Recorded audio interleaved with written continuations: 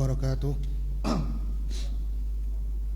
Innal hamdalillah nahmaduhu wa nasta'inuhu wa nastaghfiruh wa na'udzu billahi min shururi anfusina wa min sayyiati a'malina. Man yahdihillahu fala mudhillalah wa man yudlil fala hadiyalah. Asyhadu an la ilaha illallah wahdahu la syarikalah wa asyhadu anna Muhammadan abduhu wa rasuluh. Allahumma salli ala Muhammadin wa ala ali Muhammadin kama sallaita ala Ibrahim wa ala ali Ibrahim innaka Hamidum Majid. Alhamdulillah, pada sore atau Rabu sore hari ini kita masih bisa dipertemukan kembali dan dikumpulkan kembali di salah satu rumah dari rumah-rumah Allah yang mulia untuk melanjutkan pembahasan kita dan pembacaan kita terkait kaidah-kaidah fikih di dalam kitab Al-Mumti' fil Qawaid Al-Fiqhiyah. Dan sepertinya insyaallah kita akan menyelesaikan kitab ini pada malam ini. Ada beberapa kaidah lagi yang kita akan bahas cepat, dan mudah-mudahan pekan depan kita bisa masuk ke kitab yang baru atau mengganti kitab yang baru atau mengulang lagi kitab yang sekarang. Terserah bapak-bapak atau ibu-ibu. 2 pekan yang lalu atau 3 pekan yang lalu terakhir kita membahas di halaman 399, yaitu Al-Qaidah As-Sadisah, kaidah yang ke-6, di mana itu terakhir kita buru-buru. Kaidahnya adalah as-su'alu ma'adun fil jawab. As-su'al, ya, baik itu pertanyaan ataupun permintaan atau tuntutan, itu dia diulang kembali di dalam jawabannya. Maka kemarin kita contohkan, kalau misalnya ditanya apakah kamu telah membeli suatu barang atau apakah kamu telah membeli mobil baru, maka tatkala yang ditanya menjawab iya, maka dalam kata atau dalam kata iya itu mengandung soal yang diulang. Iya, saya telah membeli mobil baru. Atau misalkan sekarang pergilah kamu ke Masjid Al-Amin untuk ikut kajian. Maka tatkala ia bilang iya atau oke atau bahasa apapun yang sering kita pakai, maka itu artinya sama, oke atau iya, saya akan pergi ke Masjid Al-Amin untuk menghadiri kajian. Kaidahnya adalah as-su'alu ma'adun fil jawab. Soal itu secara tidak langsung atau secara otomatis ia akan diulang pada sebuah jawaban walaupun tidak disebutkan dalam sebuah jawaban. Maka tatkala kita misalkan ditanya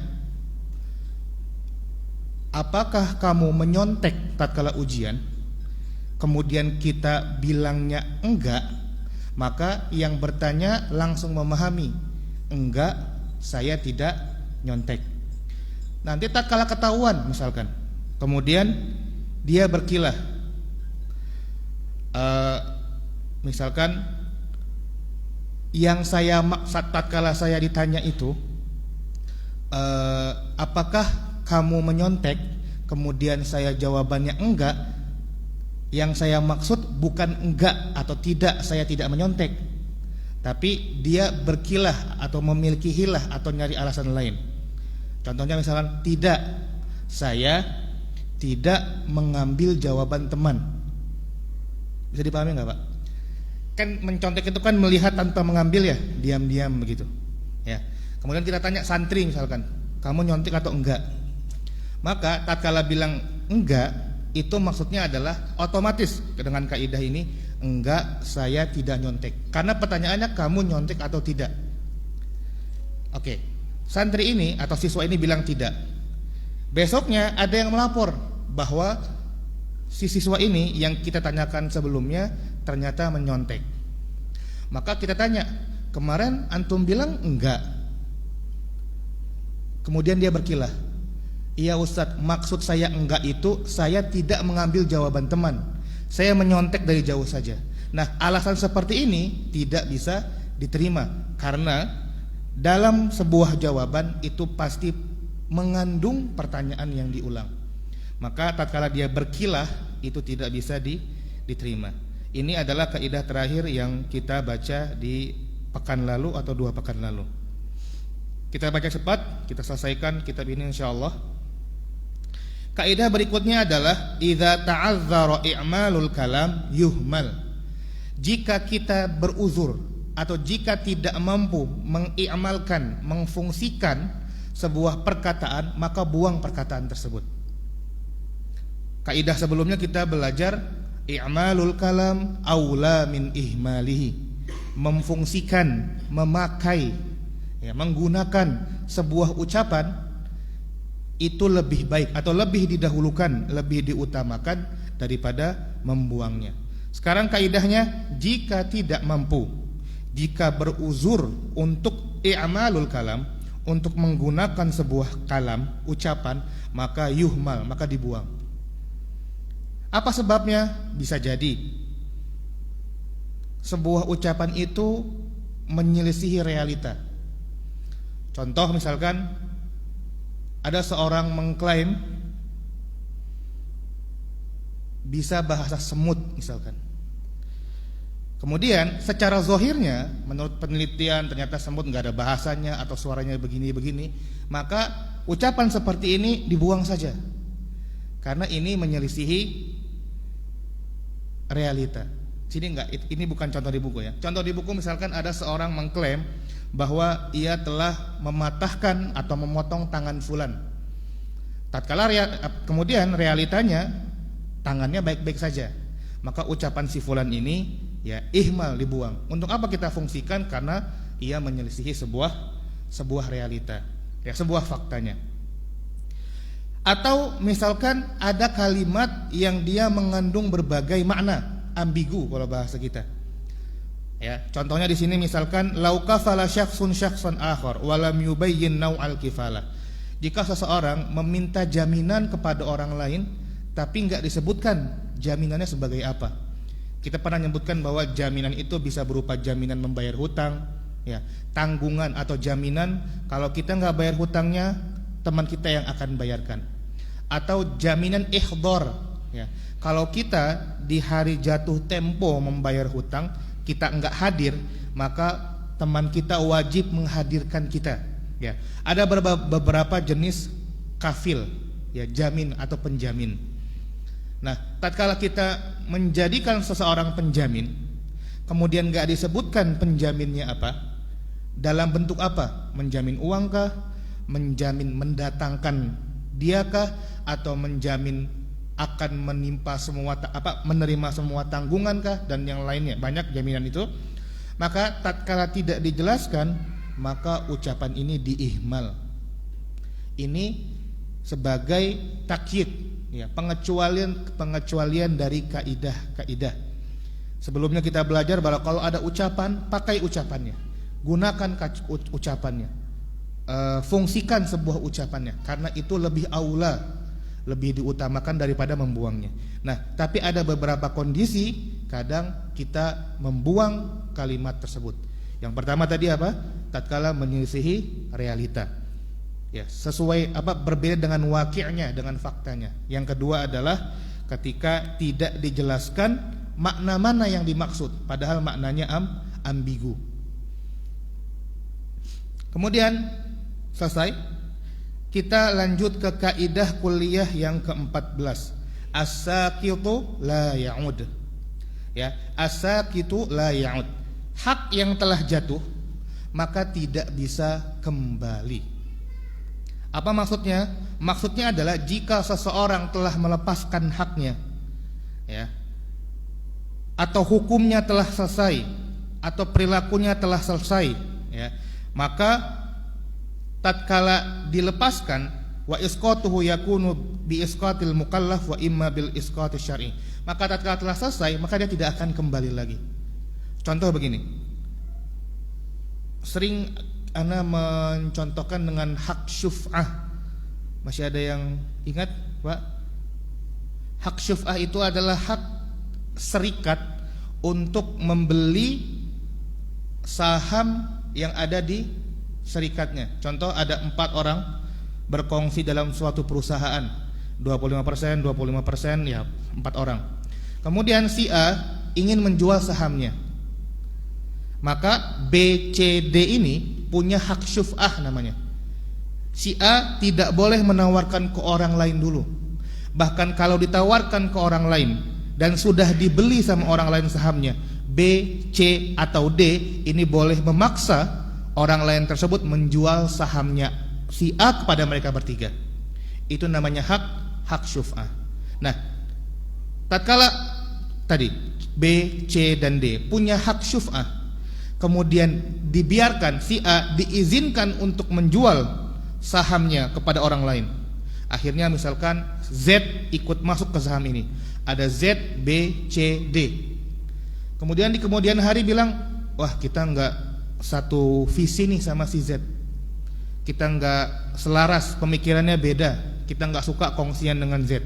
Mereka akhirnya ingin memakai hak syuf'ah lagi, maka tidak bisa. Kenapa? Karena hak mereka telah dijatuhkan, telah diselesaikan, telah dibuang.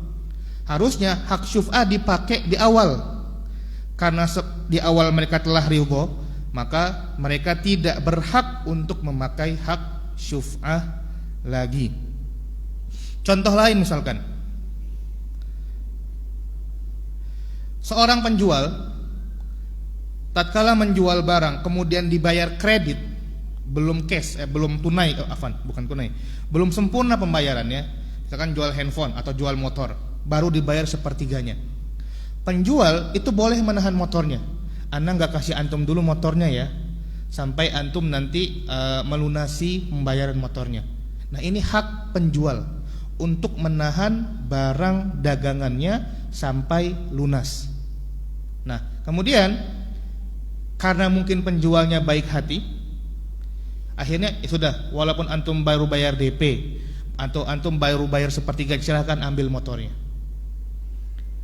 Diberikan haknya, hak si penjual untuk menahan barang itu dilepas.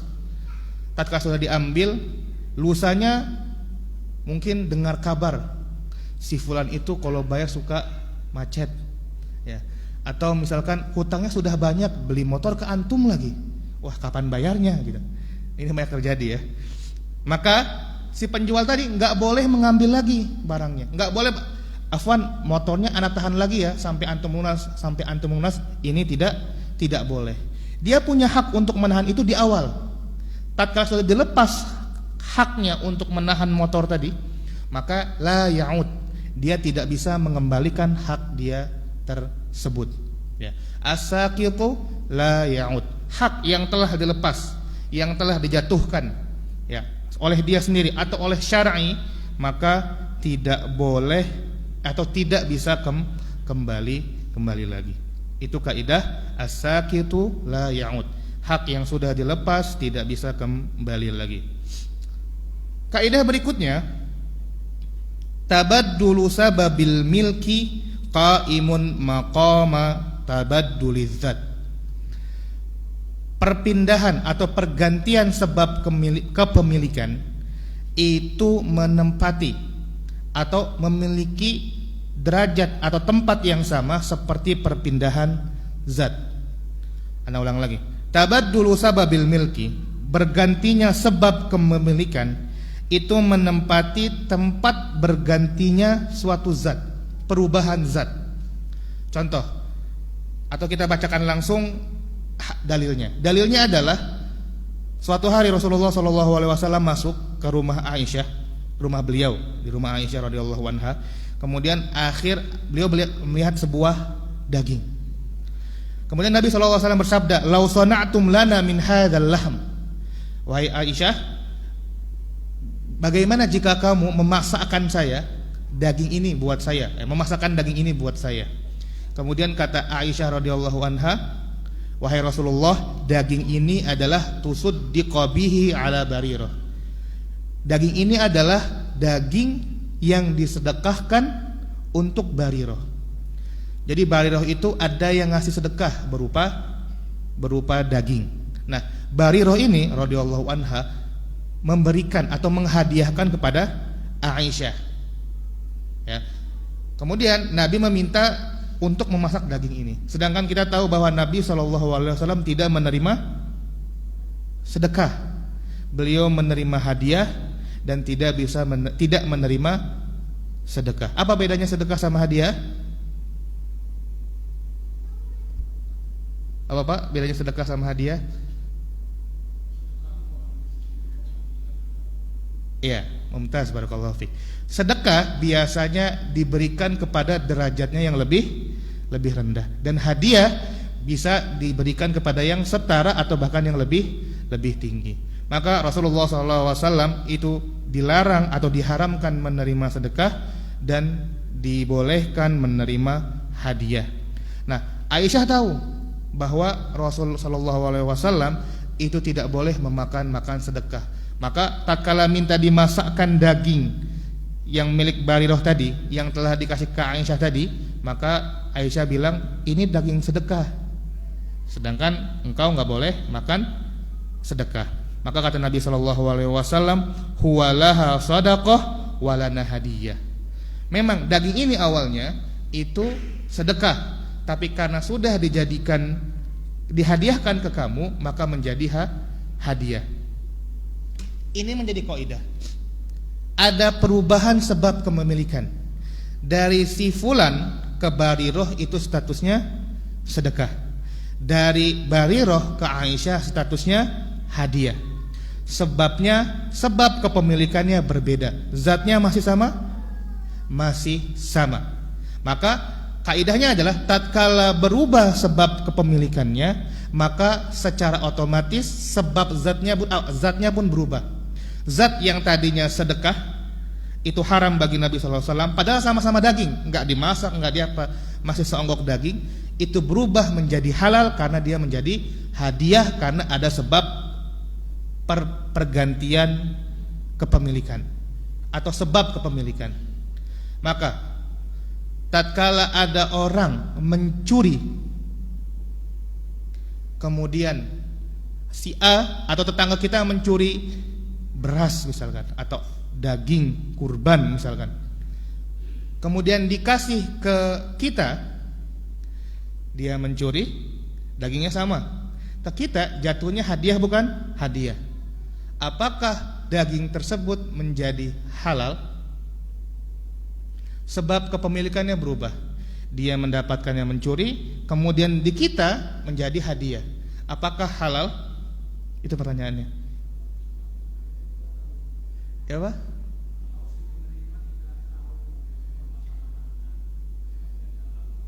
Kalau penerimanya tahu?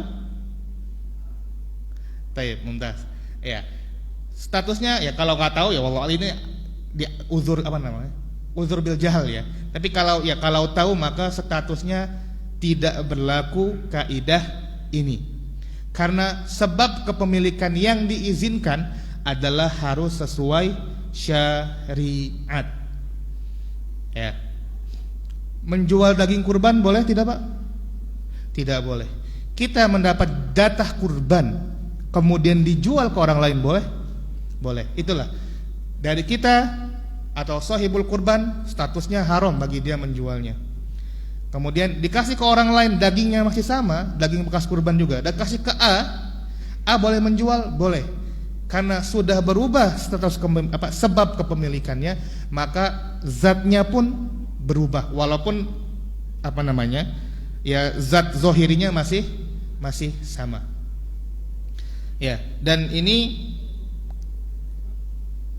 kaidahnya jadi khilaf juga. Misalkan boleh enggak menerima bantuan dari kerabat yang kerjaannya di bank?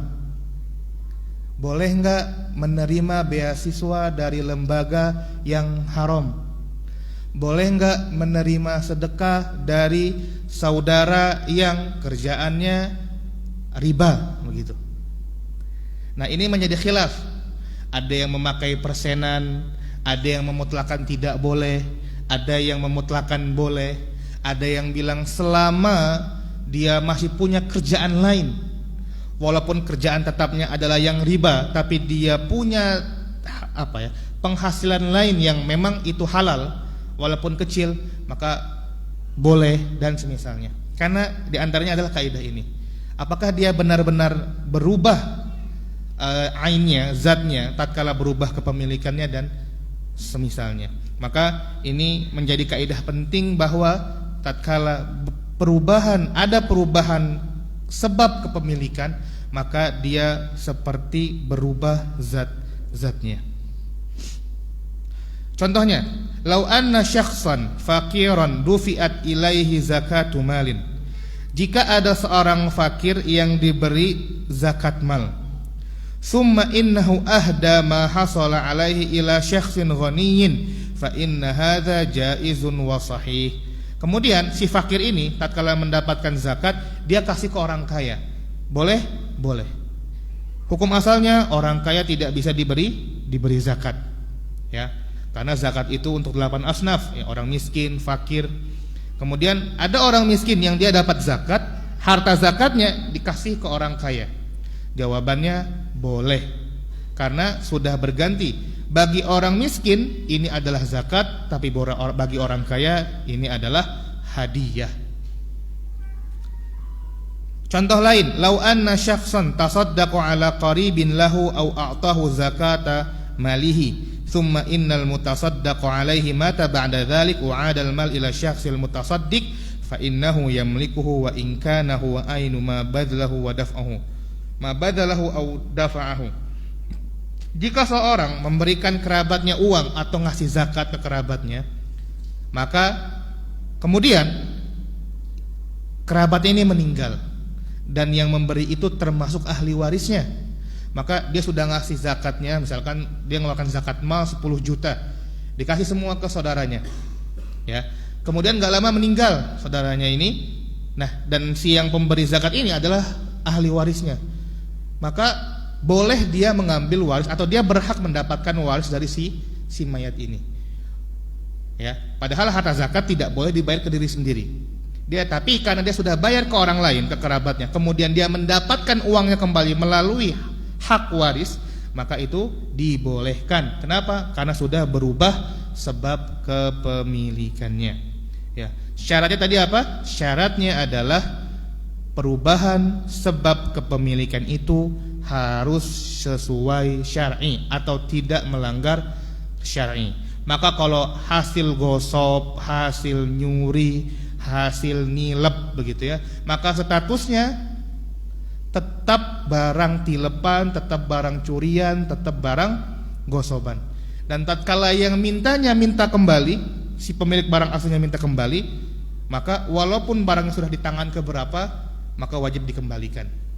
Karena sebab perpindahan haknya itu tidak berlaku. Ya.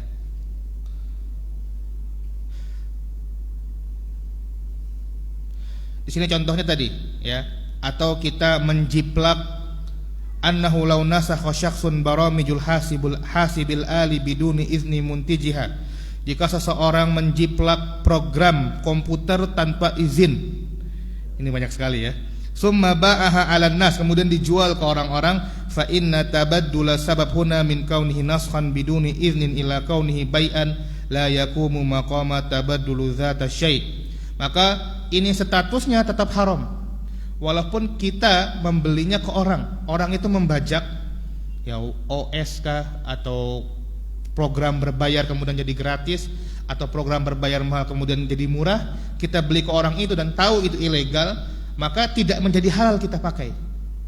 Karena orang yang mengambil ini ya jelas ilegal, ya. Maka tidak bisa menjadi halal kita memakainya. Bahkan yang Anda nggak sebut eksim, yang mungkin ikhtiyaton, yang hati-hati, banyak asatidzah kita atau ulama yang bahkan kitab-kitab PDF ini nggak boleh katanya, kecuali di halamannya tertulis boleh disebar, atau kita mendownloadnya mungkin dari Waqfiyah jadi wakaf, tapi kalau dari yang lain tidak boleh.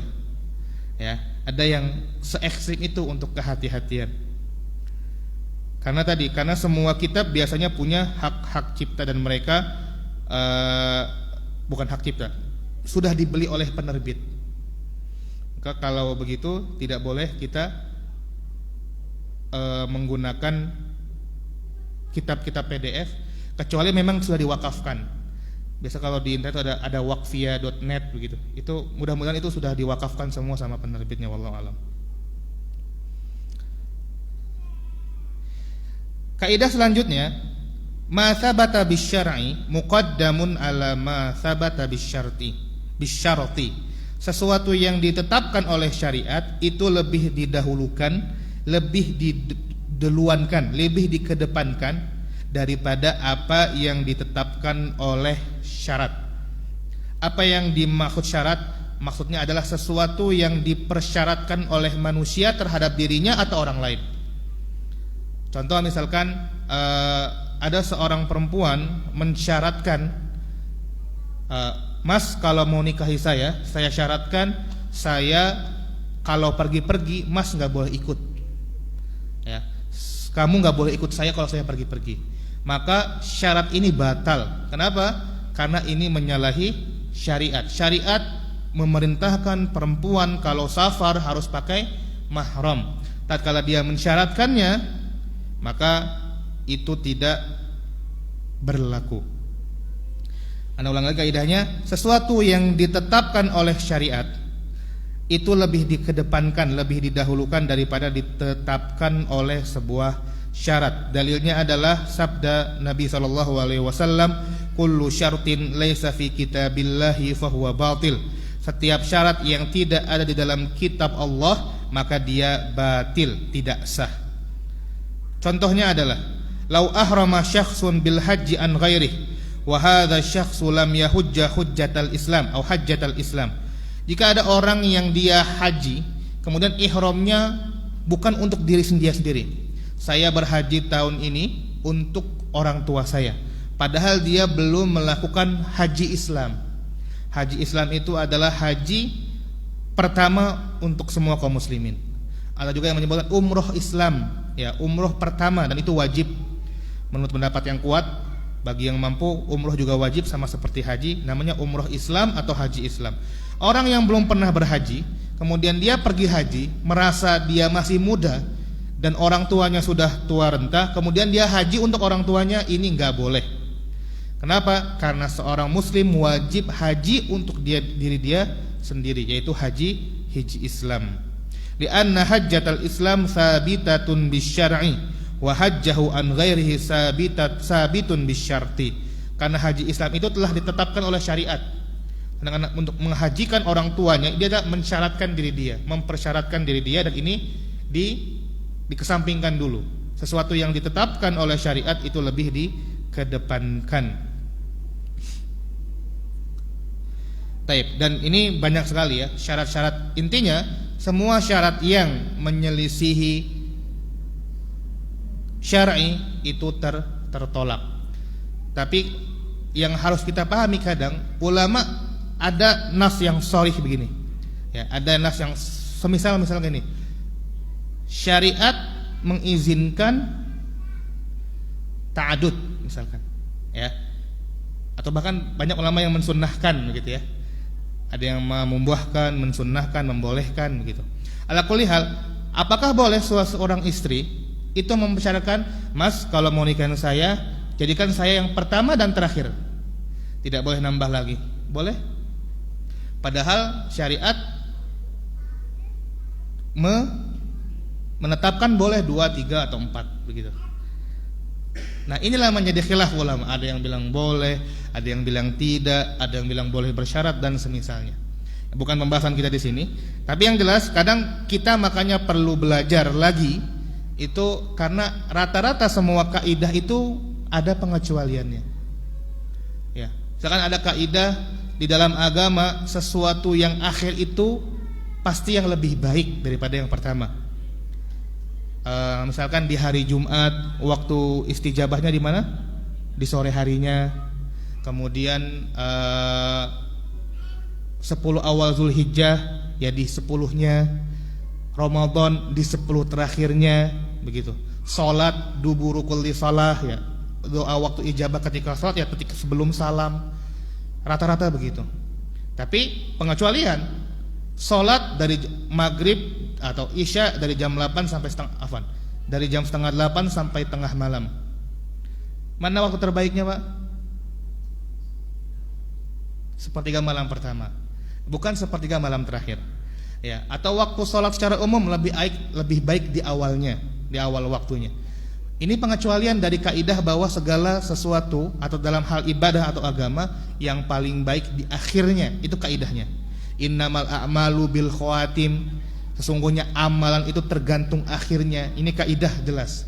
Tapi ada beberapa pengecualian. Maka sama, semua kaidah yang kita pelajari ini kadang-kadang ada atau kebanyakan itu memiliki pengecualian. Di Arab misalkan, tadi kita bilang ya bahwa kalau ada syarat yang menyelisihi syar'i maka ditolak dulu, kita mengedepankan syar'i. Ada beberapa tahun lalu ada namanya viral di Arab. Waktu itu mungkin belum ada istilah viral ya. Namanya nikah misyar.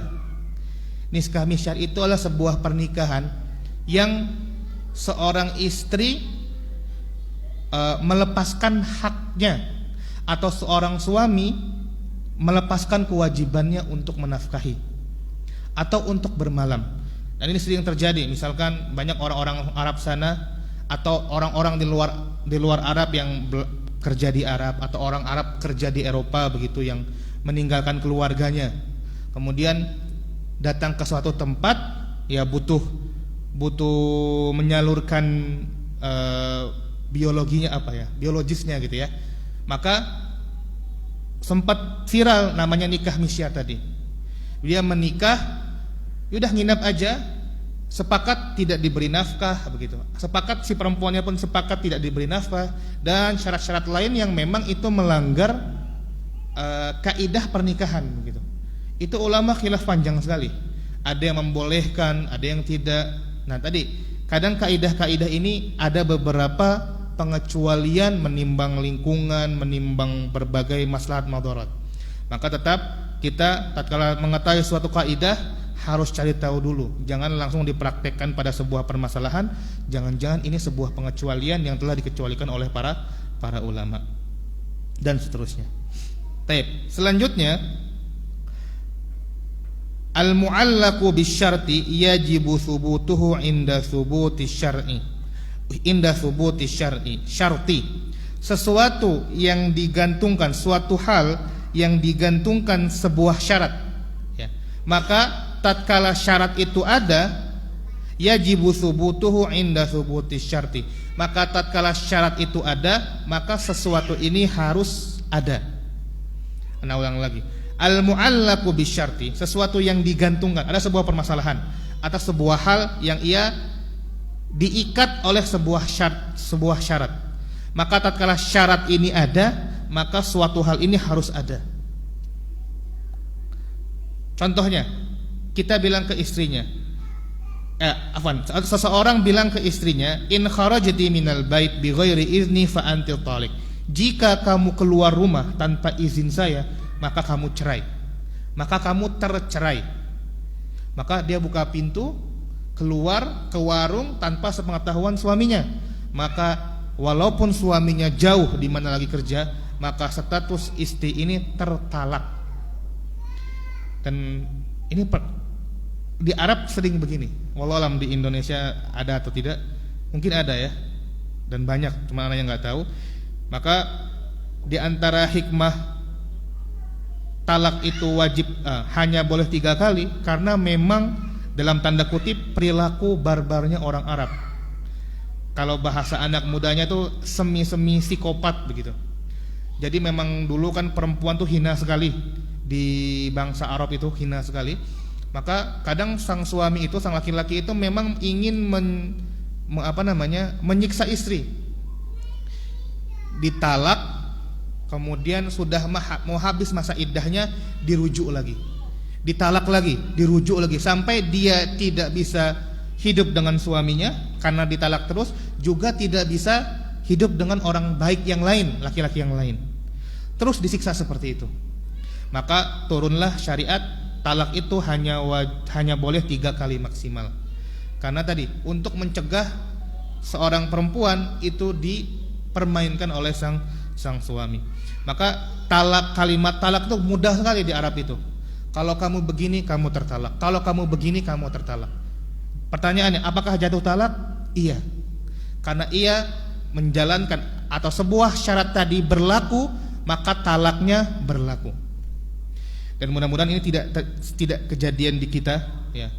Misalkan karena emosinya, misalkan kalau kamu apapun lah, keluar dari rumah atau main sama fulana, atau kamu misalkan buka apa begitu ya, kamu tertalak, maka tatkala seorang suami mengucapkan ini, kemudian si istrinya melakukan hal yang diucapkan sama suaminya, maka secara otomatis jatuh talak kepada istrinya. Kenapa? Karena talak tadi digantungkan oleh sebuah syarat. Tatkala syaratnya dikerjakan, maka talaknya pun berlaku. Kemudian kaidah berikutnya yang menjadi penguat adalah yalzamu mura'atus syarti biqadril imkan. Kita diwajibkan untuk memperhatikan syarat semampu kita. Contohnya adalah lau ishtara syakhsun sil'atan washtarata 'alal ba'i hamlaha aw tarkibaha fa inna syarta sahihun yajibul wafa'u bihi biqadril imkan. Jika seseorang membeli barang, kemudian si pembeli bilang, tolong antarkan ke rumah saya ya. Tatkala si pembelinya bilang iya, maka dia wajib mengantarkannya. Ini mudah ya, dan ini telah kita lakukan di kehidupan sehari-hari. Kecuali sesuatu yang tadi menyelisihi syariat. Contoh, ini saya jual ke kamu dengan syarat kamu juga harus menjual itu kepada saya. Atau sama-sama punya handphone saya jual ke kamu dengan syarat handphone kamu jual ke saya. Nah, ini syarat tapi melanggar syariat. Kenapa? Karena Nabi SAW melarang melakukan dua jual beli dalam satu akad. Nah, tatkala syarat ini melanggar syariat seperti yang kita sebutkan sebelumnya, maka syaratnya tidak perlu dimura'ah, tidak perlu diikuti, begitu, diperhatikan.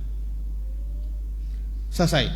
Alhamdulillah, setelah setahun lebih sepertinya ada puluhan kaidah yang telah kita bahas, dan ada mungkin yang masih ingat sedikit, ada yang masih lupa banyak. Alhamdulillah kita selesai di penghujung kitab Al-Khatimah. Beliau berkata, wa ba'du fa inni ahmadullah ta'ala ala taufiqihi fi itmami ma aradtul kalam anhu fi hadzal kitab. Aku memuji kepada Allah atas taufiknya telah menyelesaikan apa yang aku ingin katakan pada kitab ini. Dan kebawahnya beliau berpesan bahwa banyak sekarang orang yang mulai melupakan ilmu kaidah fikih karena mungkin ilmunya baru, tidak seperti ilmu fikih, tidak seperti ilmu akidah begitu.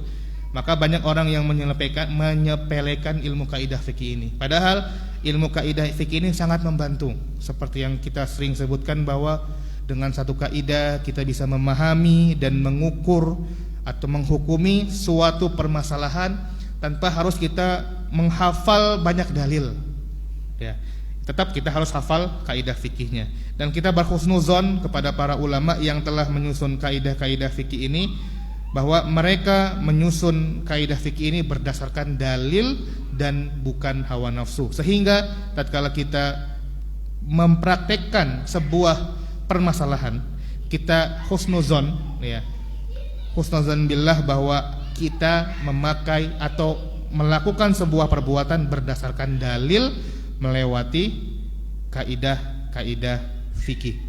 Dan ini banyak nasihat buat para pengajar, kemudian para thalibul ilmi untuk selalu mengembangkan kaidah fikih. Taib. Selesai. Alhamdulillahirabbil alamin. Ada sekitar, kita telah berarti menghasilkan 400 halaman kitab ini, dan tidak ada yang kita percepat alhamdulillah kecuali di awal-awal tentang khilaf, apa itu asbah wan nadhair, apa itu usul fikih, apa itu qawaidul fikih, itu kita lewat sekitar 30 halaman karena memang bukan makom kita untuk membahas itu. Taib. Masih ada banyak waktunya. Ada 7 menit lagi. Kedepannya kita mau ngulang kitab ini atau ganti kitab lain? Siapa yang pemilik kebijakannya? Ada di sini hadir? Ada beberapa kitab yang pertama tentang usul fikih.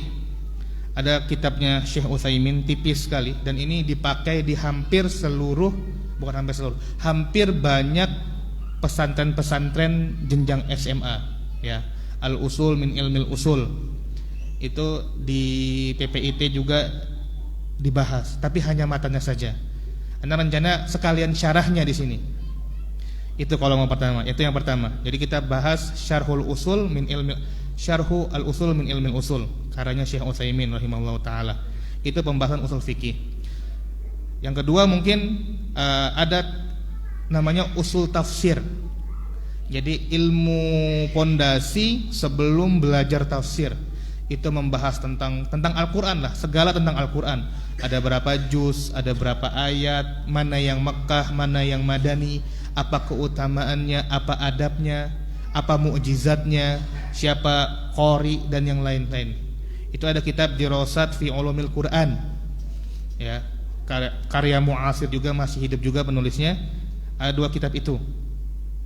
Sekarang tanya ke Bapak-bapak, mau usul fikih tapi mungkin agak ngejelimet ya, sama kayak kaidah fikih. Karena Anda lihat di jadwal sudah ada akidah, sudah banyak yang bahas, asatidz kibar kita, fikih juga sudah ada, hadis juga sudah ada begitu. Jadi kalau biar kalau untuk ilmu-ilmu yang masya Allah, ilmu pokok gitu ya, usul, biarkan mungkin asatidz kibar kita yang menanggung beban itu. Kita yang mudah-mudah, maksudnya Anda nggak bilang usul fikih perkara mudah, bukan. Tapi maksudnya kita hanya kitab-kitab yang tipis dan mudah saja. Kita baca usul fikih Pak, insya Allah ya. Sekilas saja, mungkin itu kalau misalkan kacang, mungkin plastik Indomaretnya saja lah, belum sampai kulit kacangnya, belum sampai kacangnya gitu, masih luarannya saja. Membahas tentang hakikat majas, membahas tentang mutlak mubayyan, mutlak muqayyad, mubayyan mujmal begitu, singkat-singkat tapi langsung dipraktekkan ke Al-Qur'an begitu. Jadi lebih asyik insyaallah. Berarti mulai minggu depan insyaallah kita membahas atau membaca Syarhul Usul min Ilmil Usul karannya Syekh Utsaimin rahimahullahu taala, dan kita mulai seperti biasa dari awal, dari bismillahirrahmanirrahim. Dan rata-rata Syekh Utsaimin tatkala mensyarah itu ya memulai bismillah, ba'nya apa, isimnya apa, lafzul jalalah apa, Allah lafzul jalalah, kita baca semuanya insyaallah. Baik, ada pertanyaan Pak? Sebelum ditutup ada 5 menit lagi. Kalau bisa ana jawab, karena kalau tidak bisa ana PR-kan atau ana tanya ke asatidzah lain.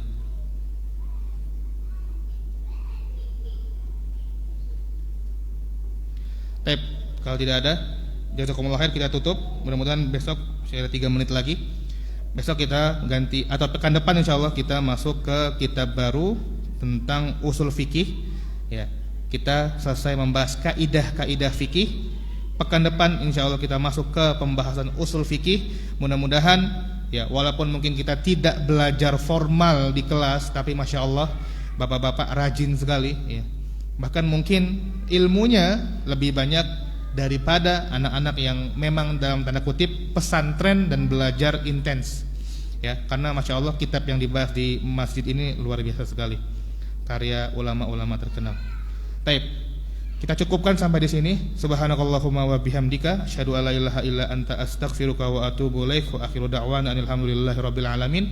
Wassalamualaikum warahmatullahi wabarakatuh.